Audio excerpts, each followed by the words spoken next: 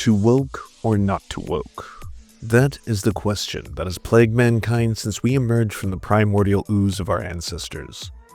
How can we ever trust if someone is talented or funny if we don't know at their core if they've been infected with the woke mind virus and are trying to spread it to their audience?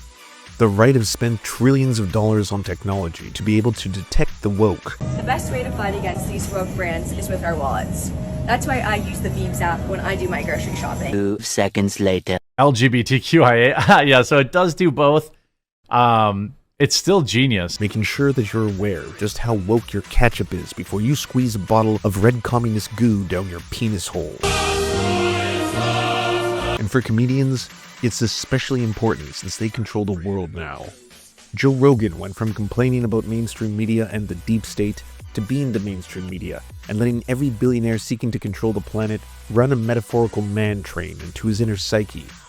Desperate and running out of things to complain about when you have become everything you claim to be against, he, like other talentless hacks, have resorted to complaining about how they can't say anything anymore because of the woke.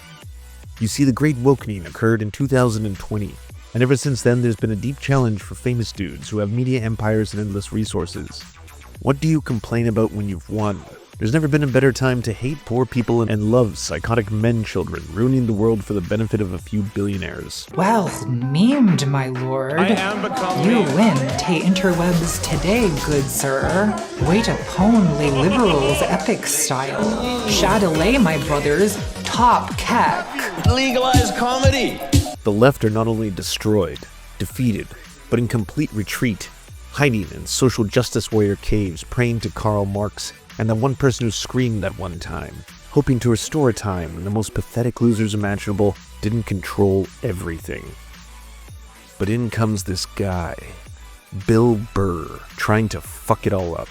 Nothing about this dude used to be remotely woke. He's a loudmouthed Irish American from Boston who loves hockey, and whose catalog used to be about mocking gender norms, attacking PC culture, and exploring racial and homophobic stereotypes.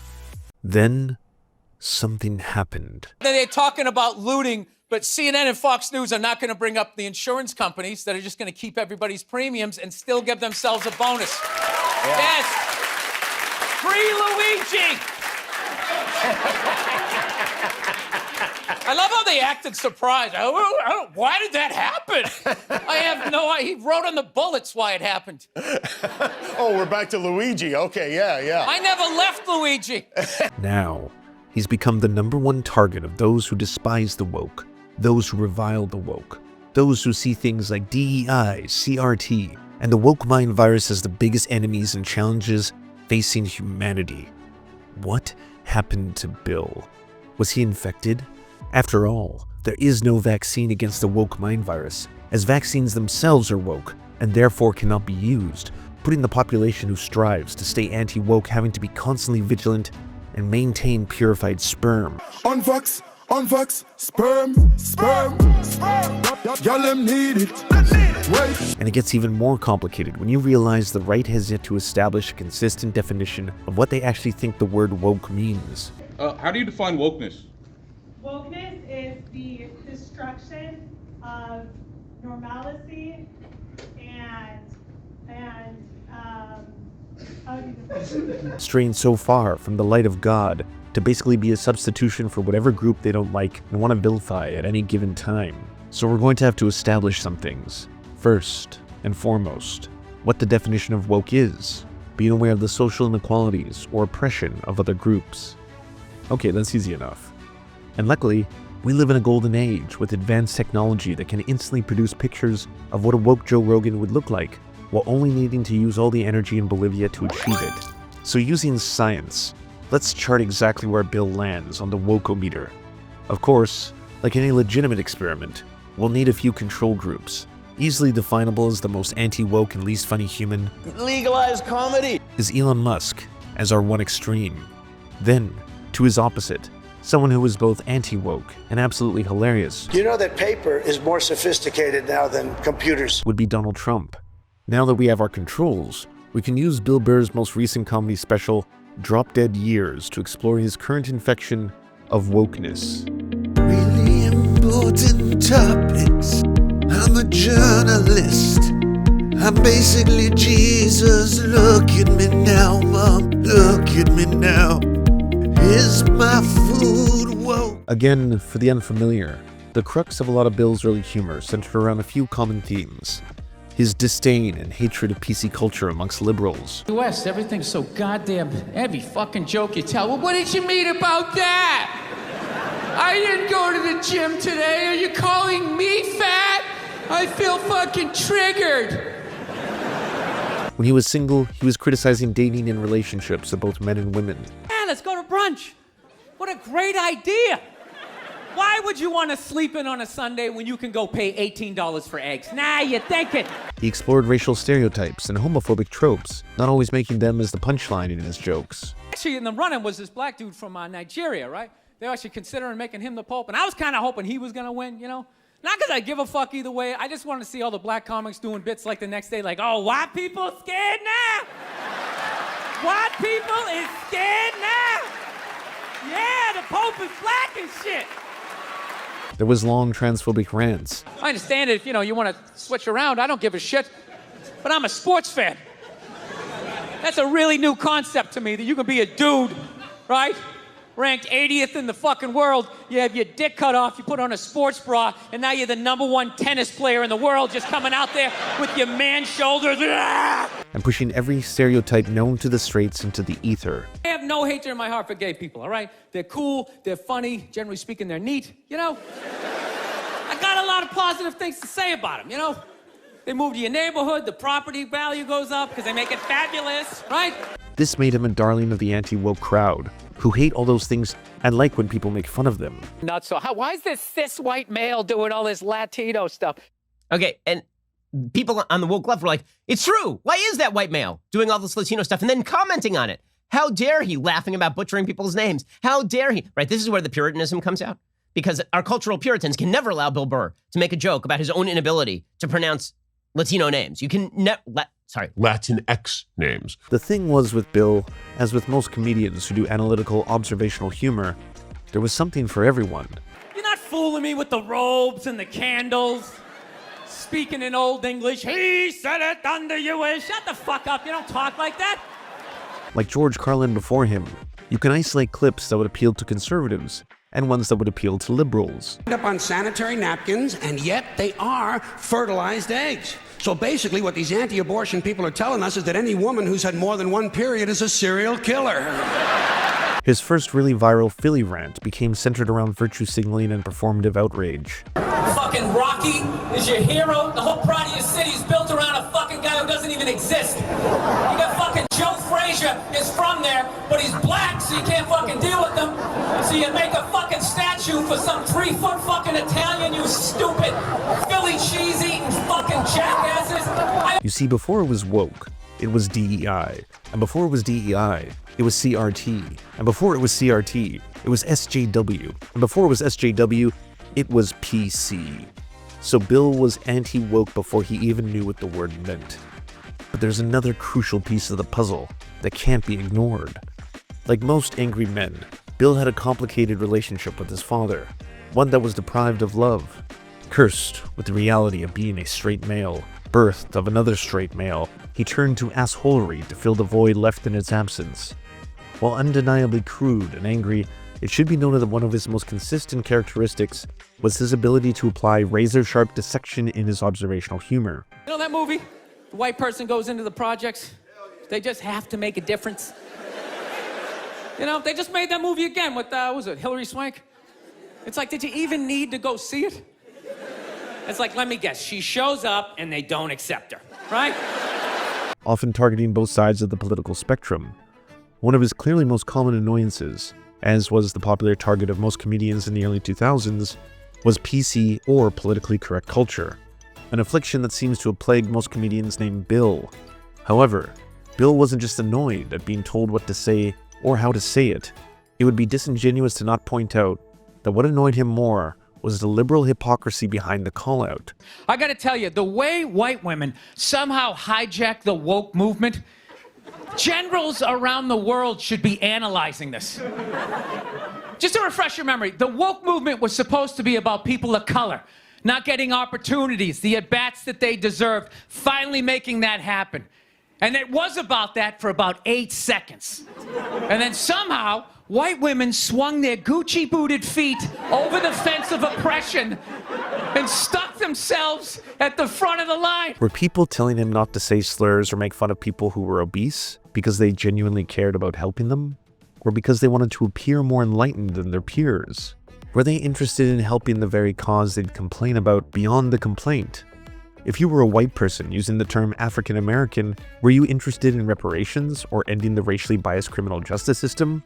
Or did you just want to feel like the most noble white person in the room, better than your peers for only the cost of a call-out? So it's safe to say that while highly observational and analytical, early Bill Burr, from his viral Philly audience call-out to his first 2 comedy specials, was not overall woke. And most of the time, when he's appeared on the radar of political commentators, it's for sticking it to the libs, calling out their bullshit. But the Ben Shapiros and the Steven Crowders of the world aren't concerned with the essence of what makes a man, as the only man essence they want to consume these days is Donald Trump's. Without ever wanting to learn anything about what makes a comedian tick, they'd rather celebrate a fresh cup of liberal tears. It's why they were so quick to embrace Dave Chappelle when they thought he had cast wokeness aside, only to be confused and betrayed as soon as they realized that, unlike them, most people don't get off to the idea of a grown man getting strangled to death by the police. Why do you choose him as a hero? We didn't choose him, you did. They killed him, and that wasn't right, so he's the guy. We're not desperate for heroes in the black community. Any nigga that survives this nightmare is my goddamned hero. But this isn't the story of Dave Chappelle. This is the scientific analysis of the current woke particle ratio of Bill's new stand-up special. It opens with him establishing that he's in Seattle. Observational humor. Like any comedian, he's acutely aware of the high levels of woke present in the city. Where all the progressive stuff happens. Home to the 1919 Seattle General Strike, the IWW, the Seattle Black Panthers, and a permanently higher than normal quantity of the gay. Bill is quick to point out that he's in a left-leaning utopia. Will he strike at the heart of it? Hey, hipster area, I think it was the only guy not transitioning. Or admit that he's slowly becoming one of them? It's a whole new race of people out there. Who knew? Who knew? It used to be you're either gay or you're straight. There's no fucking in between. Oh, yes, there is. Oh, yes, there is. Now, for the uninitiated, this might seem like he's being critical of LGBTQ+ people, but by Bill's standards, this is the equivalent of throwing a brick in the Stonewall riots. Rather than go after trans people as being nothing more than people playing pretend, he's acknowledging their existence. Then goes even further to admit that sexuality is a spectrum. This is a classic bit, the whole "back in my day," but the fact that he leans into the reality that bisexual and pansexual men exist also affirms them, unquestionably woke. The joke is at the expense of his age and prior ignorance, not the gays. Then he starts mocking the informed, the terminally online, basically me. He's quick and ruthless and ball-shatteringly funny. And there's plastic in the cereal, and then it's going into your children, and then there can be little plastic people. Is there any sort of solution? No, just this information. After some warm-up, it isn't long before he starts bringing up one of his classic targets. All right.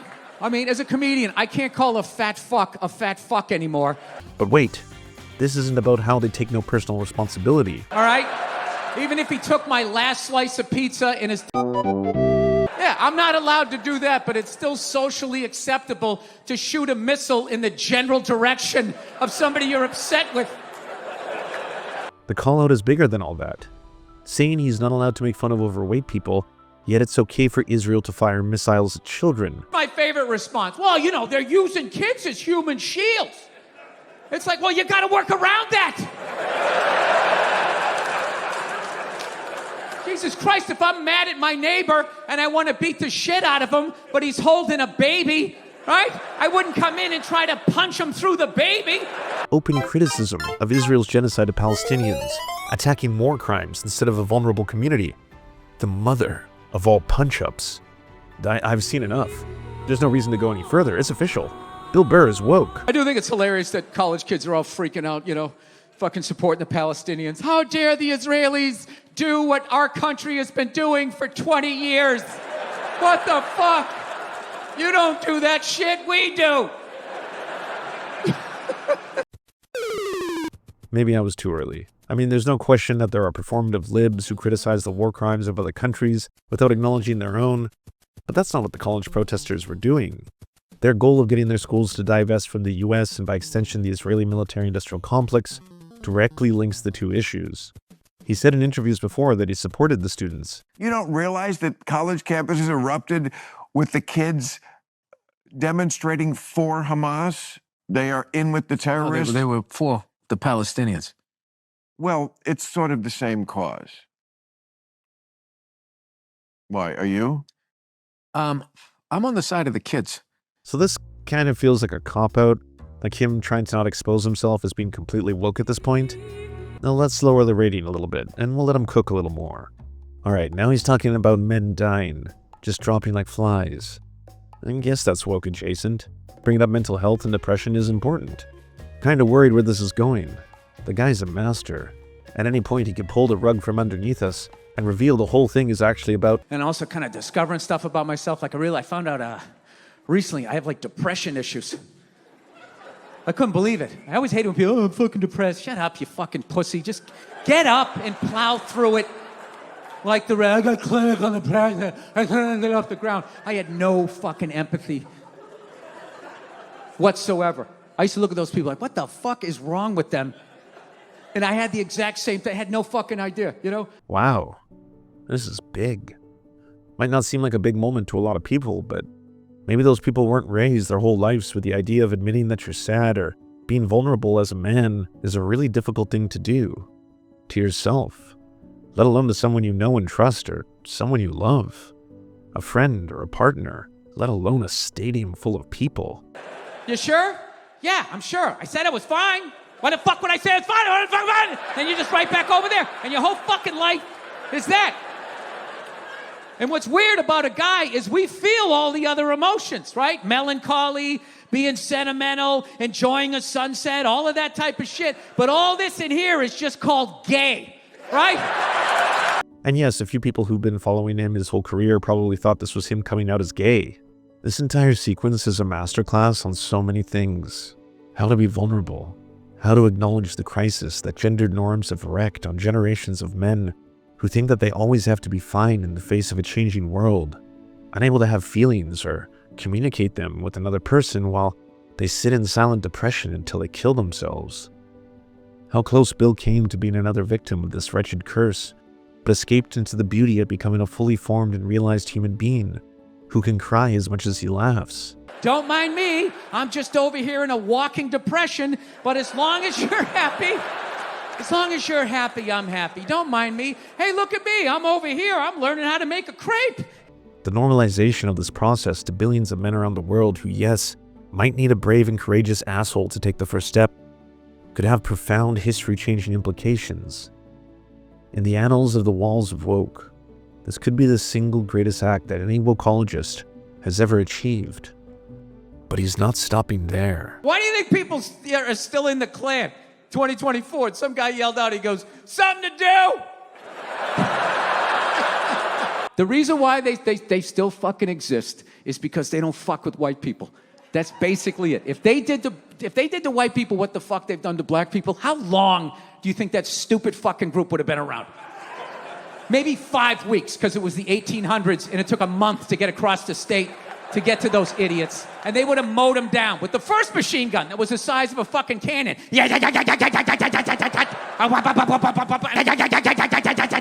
Bill goes super woke Saiyajin and immediately starts ripping into the history of racism in America, targeting white supremacist organizations like the Ku Klux Klan and how they've been allowed to exist in a country for generations despite being designated terrorist organizations.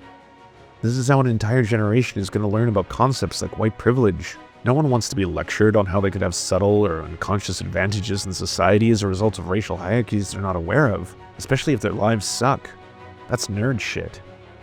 poor or abused white men sitting in a classroom learning about their privilege when they get beat by their fathers and rejected by the women they have crushes on? Well, what about the fact that the Klan exists, fuckboy? Join the Ku Klux Klan and not get in trouble. Right? I don't get yelled at. I don't get a ticket. No insurance goes up. I could drive down the highway in my Klan outfit as long as I had the mud flap up. All right, it could say Grand Dragon on the front of the sheet. I could have a white power bumper sticker. I could have a Hitler bobblehead right on the dashboard just sitting there fucking... You just got woke-pilled by the master. This is it. The Great Wokening is upon us. An entire generation of men have simultaneously become warriors in the battle against white supremacy and patriarchy from the very man who has benefited from both. The vanguard is here. The sleeper woke cells have been activated. Suck it, Hitler. Eat shit, Mussolini. Fuck off, Franco. Your project failed. What's going to turn this country around is the day a vegan beta male with a man bun does a drive-by in a Prius at a Klan rally and exposes them for the f***s they really are. Okay, that's it. Game over. As clear-cut as it gets. A straight guy using the F-slur as an insult. Doesn't get any more anti-woke than that. Game over, man. Game over. Bill Burr isn't just not woke. He's officially cancelled. Sorry, lefties. I don't make the rules. You gotta sell your shirts, refund your stand-up tickets, start disassembling your shrines. There's no coming back from this. Pack it all up. It's officially over. I have to admit something. I do not, in fact, have a wokometer. Not a biblically or scientifically accurate one. No such technology exists. And to be totally honest, if you wanted pageantry, if you want me to wear dazzling costumes and have incredibly elaborate sets, well, I'm not ContraPoints. And if you really want those levels of theatrics, you're gonna have to go to patreon.com/theserfs. If you go to patreon.com/theserfs, you can not only unlock bonus episodes, but you can also help fund this show and create more delicious, juicy content like this. Well, there's still some time to kill. Might as well start a completely different video essay. Didn't think we'd wrap up everything so quick. So, do you have a friend who likes or appreciates scary movies? When you ask them about some of the greatest ones of all time, did they ever bring up The Thing? Saying things like, I know, you don't like scary movies, but you gotta see The Thing. It's such a classic. The groundbreaking film by John Carpenter, released in 1982, revered for its practical effects, captivating paranoia, and stellar cast. In an age where major tech companies are trying their hardest to force AI-generated abominations to replace actual artists, the campy realism of practical effects have only increased in value. Even if you find them utterly revolting, there's something undeniably charming knowing these creatures existed in the real world and were actually in the room when the actors filmed their scenes.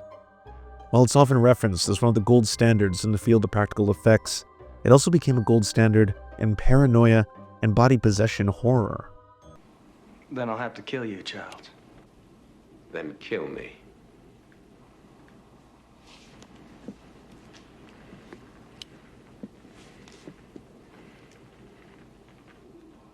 I mean it.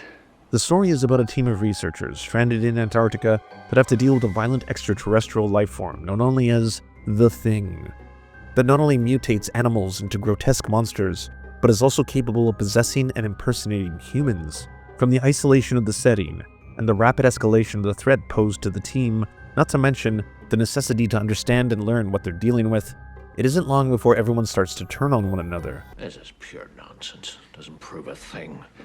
I thought you'd feel that way, Gary. You were the only one that could have got to that blood. We'll do you last. When the film came out, it bombed, and critics panned it as simply too depressing and dark, and it didn't even make back its original budget in the theatrical run. Much like the monster that hunts them in the movie, it took on a life of its own once it had a home video release and became a cult classic. What's interesting is the dynamics at play between a team of people losing a battle against a much more powerful force, eventually turning on each other out of suspicion that they're not really representing who they are. I suppose somebody could have lifted it off me. Oh, come on. That key ring of yours is always hooked to your belt. How did everybody get through it? Accusing everybody.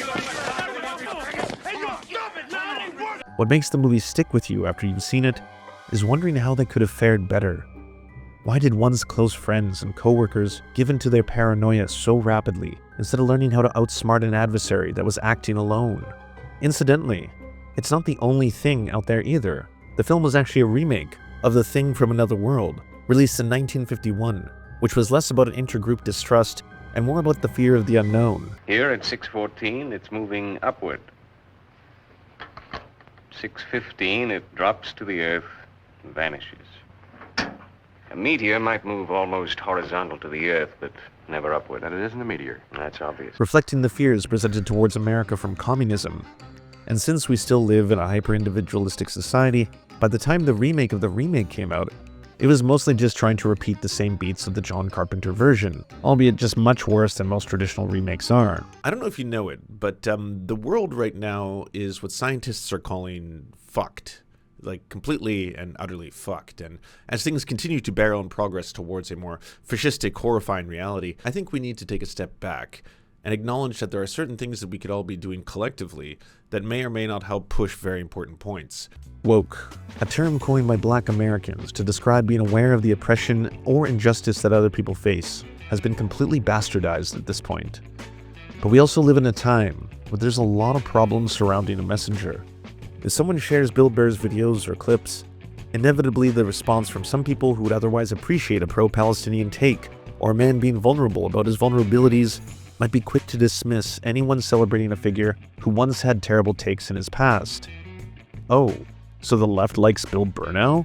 Do they know about his transphobia, his homophobia, his misogyny? I'm sure there's other people who might be wondering why even discuss this issue at all.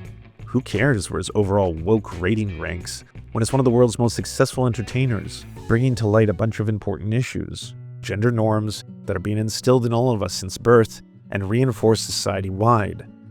Men grow up being taught that to be good men, we have to be protectors, we have to be providers, and we have to ultimately succeed in a system that's getting harder and harder to do that in.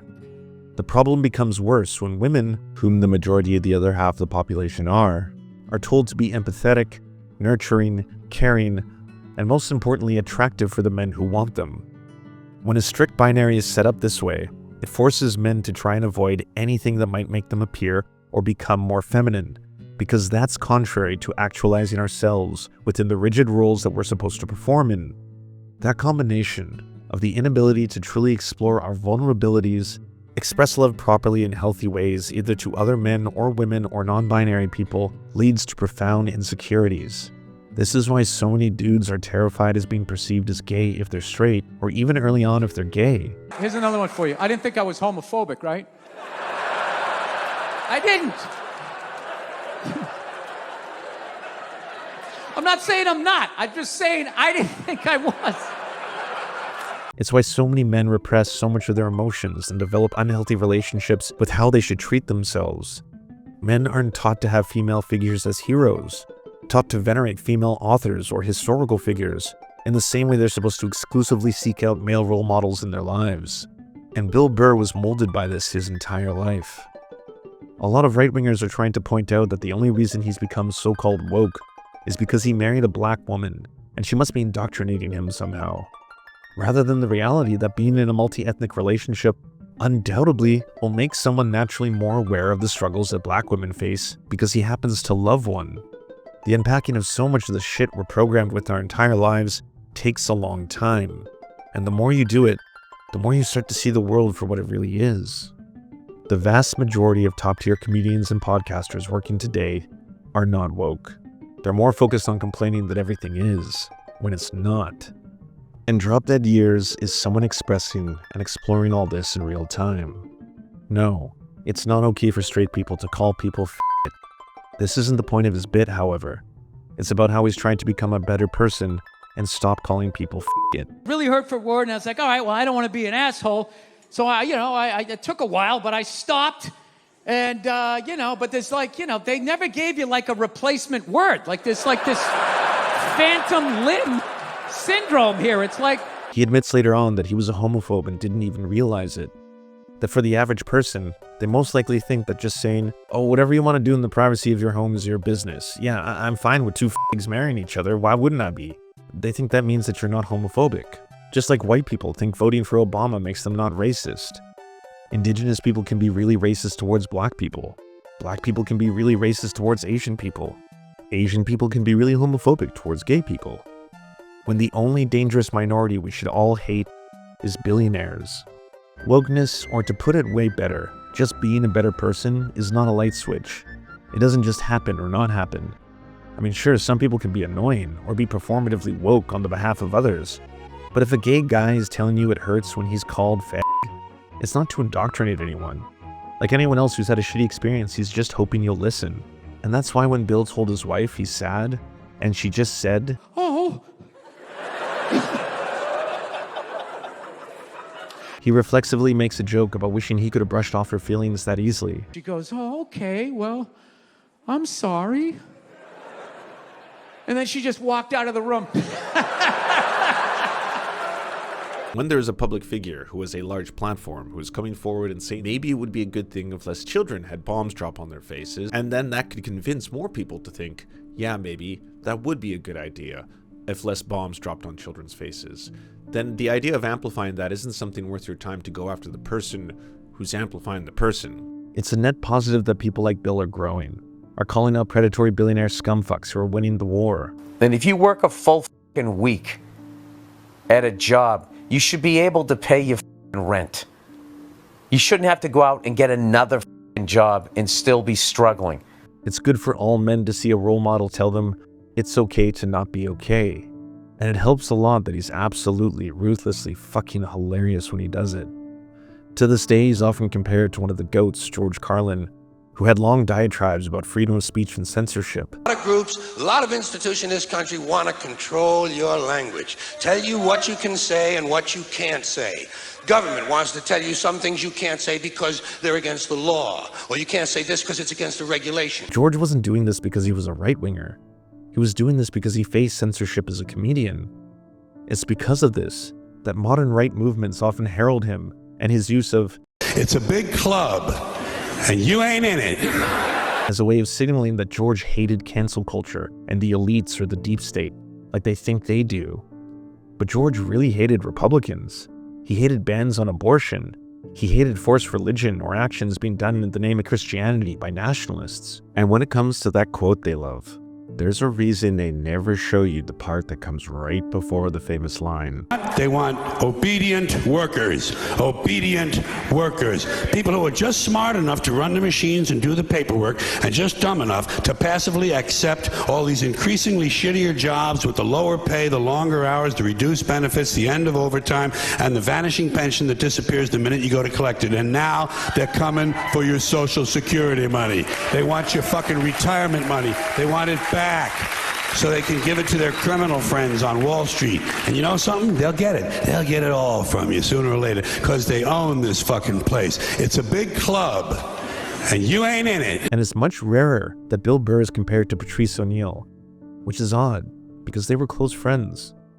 Like Bill, Patrice would do observational comedy and often direct a large portion of his set to crowd work, either ruthlessly destroying hecklers or doing complete improv in his sets by just talking to people that were closest to him. And there's a lot of Patrice's catalog that you could say is offensive or unwoke.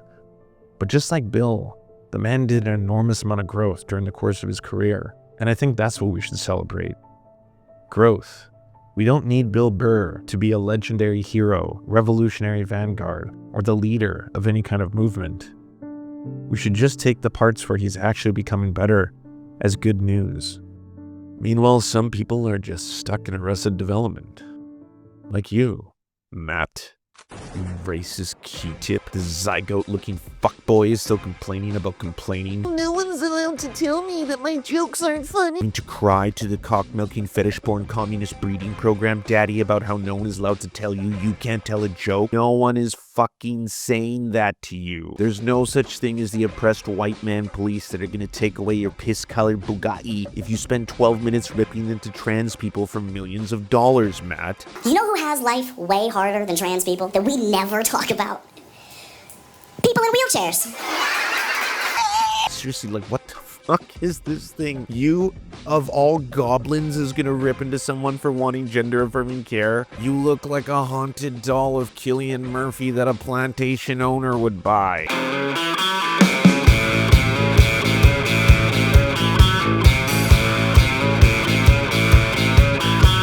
What if we made it worse, but made it look the same? Yeah. Then could our pools be bigger?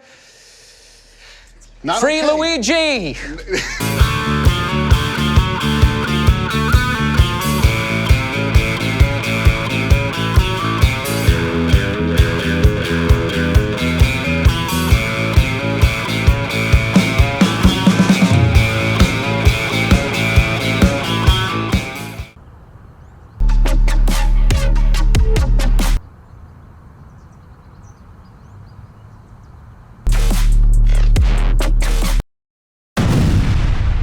Don't let this happen to you. Go to serfscoffee.com to order the only end-to-end owned indigenous coffee company that delivers blood-free, conflict-free, and cruelty-free beans right to your door. 0% of people who drink serfscoffee.com have exploded spontaneously. By ordering right now, you get 10% off plus free shipping, and it's the best way to enjoy delicious coffee while not exploding. That's serfscoffee.com, serfscoffee.com.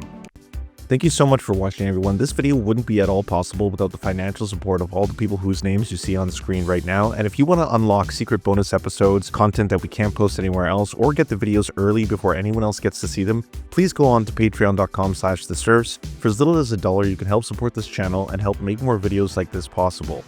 Our executive producers are Anna Loves Riley, Adrian McCarthy, Bobby Lasers, Cheryl Alvarez, Comrade Junkie, Doug Caddy, Everything Important, Garrett Sandoval, Hagbard Celine, Jimmy Sombrero, Multimondi, Omni, Political Papi, Preston Kroll, Quiet 185, Richard Boehm, Riley and Anna, Roller Dragon, Cernicus, Stellar Gwyn, Sebastian Demel, Tigwig, Trav, and Words Greenwood. And also, it wouldn't be possible without all the names you see on the screen right now. Again, if you want to help produce this content, it's only made possible through the funding of our patrons. Head on down to patreon.com/theserfs. That's patreon.com/theserfs.